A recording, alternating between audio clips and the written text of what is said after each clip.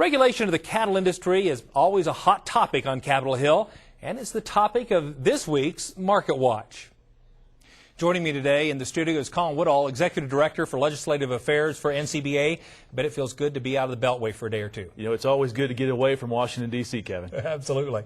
I know that recently USDA and the Department of Justice have indicated their intent to hold some hearings and do some research in this whole issue of anti-competitive behavior in the ag industry. Can you give us an update on that? Absolutely. What they're trying to do is get a handle on competition in the marketplace. Is the marketplace fair? Is it open? Is it transparent? They want to know, are cattle producers getting a fair price for their cattle without any undue influences or price manipulation. And we encourage cattle producers across the country to attend these workshops and let the Department of Justice and USDA know what kind of experience they're having marketing their cattle. Okay.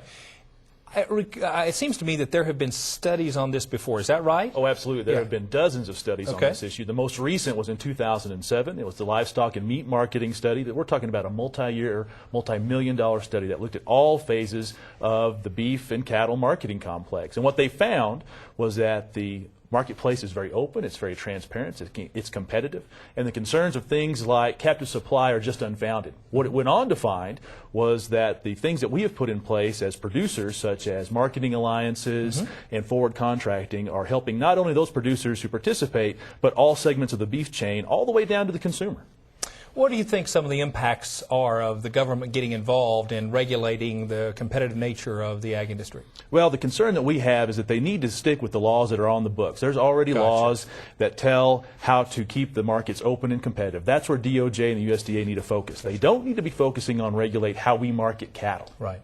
Well, and specifically to follow up on that, what is your sense of the risk to the cattle industry if some of these regulations do come to pass? Oh, that's our biggest concern, because as we talked about, these marketing alliances, these alternative marketing arrangements that have been put in place by producers to give consumers the quality and consistency of the product they want are extremely important to, like I say, all components of this beef industry. And if some of the proposals that we have seen from Congress and the Department of Justice and USDA actually go through, then we're going to see several of those programs be significantly restricted or taken away completely. And we just can't accept that, because at the end of the day, we need producers to have the ability between a willing buyer and a willing seller to market cattle. Absolutely. It seems like a landmark issue, Colin, and if the folks that are watching tonight want to participate in some of these hearings, what would you tell them?